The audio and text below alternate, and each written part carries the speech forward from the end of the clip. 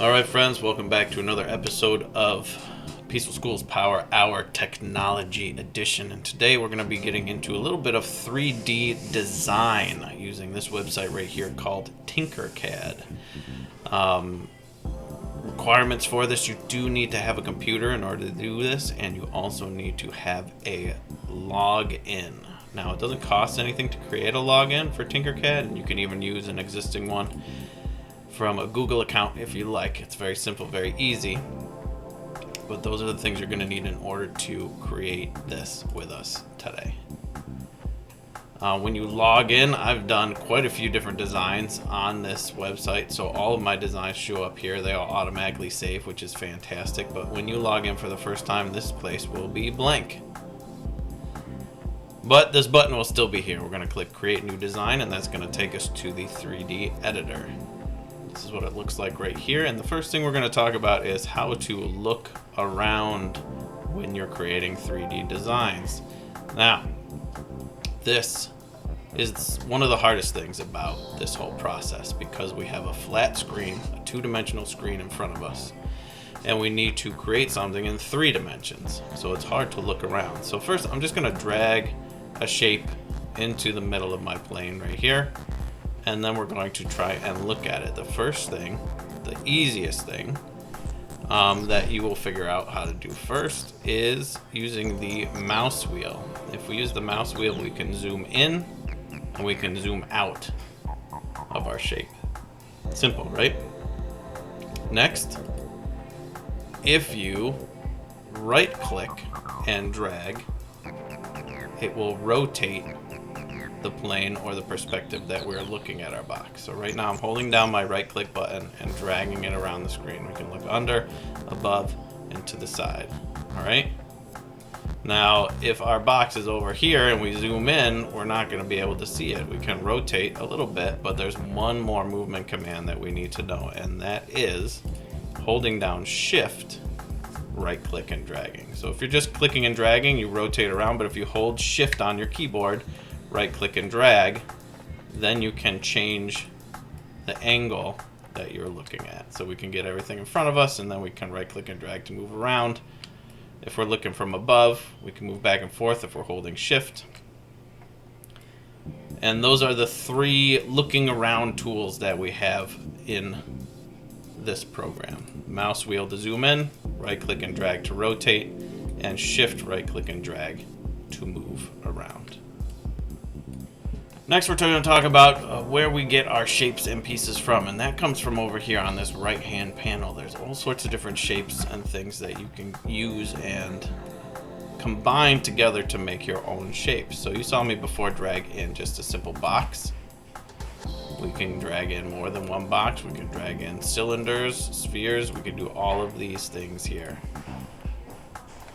If you want to get rid of something, simply click on it and hit backspace or delete on your keyboard.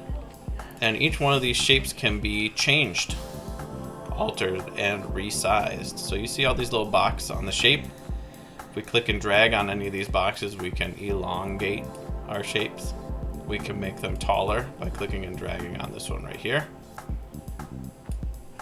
We can move them up by clicking on this little triangle right here above our work plane right here.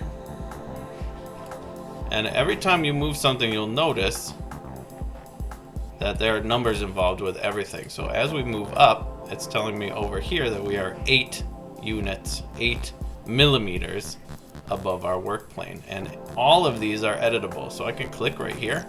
And if I want to be 20 millimeters above my work plane, I can type it in and then hit the Enter key, and it will move to 20. If I want to get it back down to flat on there, I can click on 0.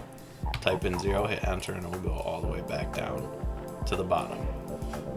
Now, you might be saying these are all nice shapes, but they're not what I want to make. And that's where our first tool comes in. All right, so let's create something real quick here. We're gonna make a beautiful abstract 3-dimensional work of art. All right. And if we want this shape to all be one shape, we are going to use this tool up here. up here is the group tool. I'm going to click outside these shapes, drag a box around all three of them, and now you'll see that it is lit up. I can click on it. When I click on this, it's going to combine all three of these shapes into a single shape. Now if I try and click on one, it's going to move the whole thing. Okay? And this is how we can make more complex creations in Tinkercad. Let's say we would like to put a window in the side of our beautiful abstract house right here. Well, that's easy. You can either take one of these two things right here, which are already set up to be holes, or you can take any other shape from over here and change it to a hole by clicking this button here while it's selected. Click on it, click on hole, and it will become a transparent shape. Now if I make this a little bit smaller, let's see here, something like that, and make it a little bit longer, put it into my shape right here. Let's move it up a little bit. And now I select everything again, hit that group button up here at the top right, is going to cut that shape out of the shapes that I already had. Now the very nice thing about this project is even if you save and quit, when you come back to it, if you click on that shape, you can ungroup it. If I click here, you see it takes that shape back out. If I click back on it and ungroup it again, all these shapes are now separate again. I can make adjustments and move things around. Okay, that is the combine, the group tool and the ungroup tool. All right, the next tool that we're going to talk about today is going to help us out a lot if you can learn to use it well. Now here I've created a little castle that I'm working on. I've got my opening in the front, I got these nice tall walls, and I've got these towers on the corners. Now I would like to put a cone shape for the top of my tower. Now, if you didn't know how to use this tool I'm going to talk about, you'd have to raise this up, try and get it exactly the right height, and then you'd have to move it around, try and get it in the right spot, turn around, look at it a different way, try and get it centered again. But we're not going to do all that. We're going to use this tool over here called the Align tool. It's this one right here, these two rectangles next to a line. Now, when we have two shapes selected, I'm going to draw a box so it's just going to touch this cylinder and this cone for my tower. When you have two selected, you can click up here, just like we can click on our group tool before. And when we click on this, it's going to give us these little black dots all around our two shapes. Now I would like to align my cone to my cylinder. I don't want my cylinder to move. So first I'm going to click on that. Now I only have dots around my cylinder.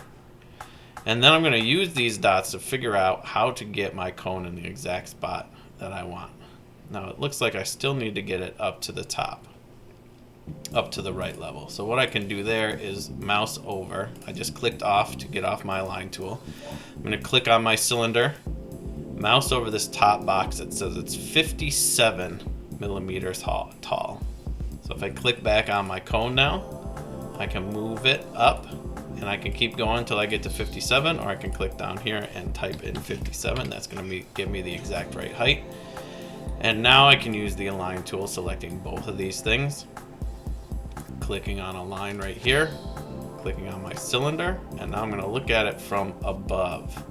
So I would like my cone to be centered left and right, clicking that little circle right there, and I would like it to be centered forward and back. If I click on this right here, it's going to make that cone perfectly centered on top of my cylinder. And then if I want to, I can group it together,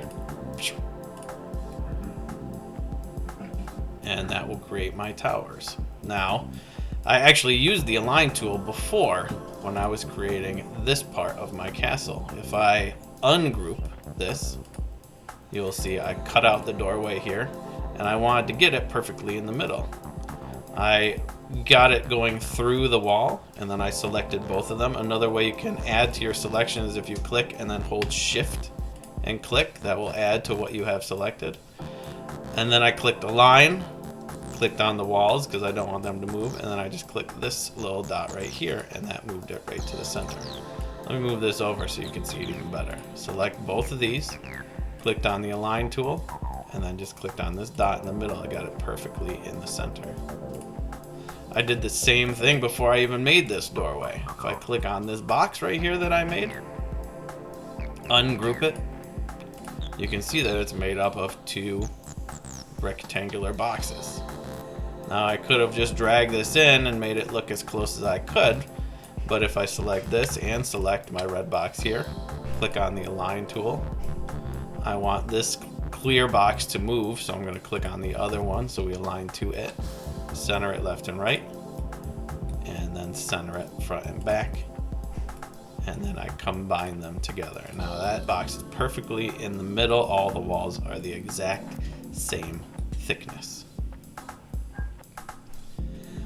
So those are all the basic tools that you can use in Tinkercad to create 3D designs. Using these things that we talked about today, you can design just about anything that you can think of. I would love to see some of your designs down in the comments.